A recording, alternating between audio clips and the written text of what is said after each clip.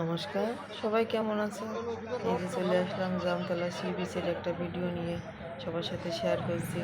এই গাছগুলো ভেঙে চুরমার হয়ে গেছে, সিডরের ধ্বংসবাসে সেগুলো।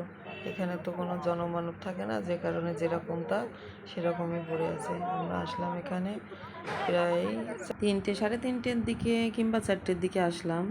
আবার তাড়াতাড়ি চলে যেতে হবে সন্ধ্যা হওয়ার আগে, কারণ এটা ভয়ানক জায়গা। এখানে বাঘও থাকতে পারে কামড়িয়ে দেওয়ার জন্য কিংবা আমাদের সঙ্গী হওয়ার জন্য। এই জন্য সতর্ক হয়ে ঘুরতে হবে। এই যে দেখো হনুমান কি করে,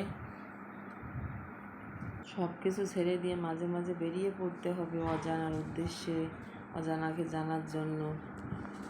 কি করে তাই দেখো। হনুমান, হনুমানরা কিন্তু তোর দেখে ভয় পাবে না বাবা। বাবা শোনা, হনুমানরা কিন্তু ভয় পাবে না।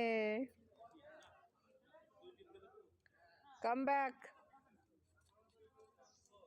ঘুরতে যেতে আমার খুব ভালো লাগে, আর সেটা যদি প্রকৃতির মধ্যে হয় তাহলে তো কোনো কথাই নেই।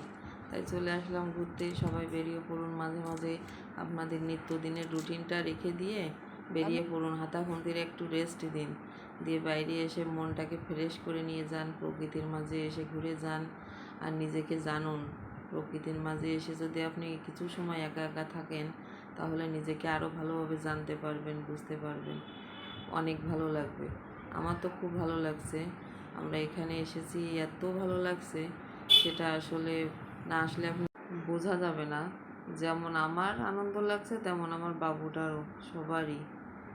আর কুয়াশার কারণে সমুদ্রের ভিউটা ভালো একটা আসছে না, তারপরেও যেটুকু যা আসছে সবার সামনে তুলে ধরার চেষ্টা করলাম।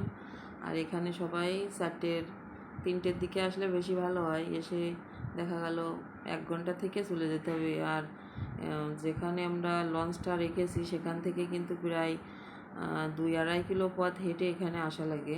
সেটা ভেবে চিনতে যেতে হবে, না হলে কিন্তু যে হাঁটতে পারবে না তার জন্য কিন্তু খুবই সমস্যা। আবার সন্ধ্যার আগে এই যে বনের ভিতর ঘুরে বেড়াতে তো ভীষণ ভালো লাগছে, মনে হচ্ছে এখানেই থেকে যাই।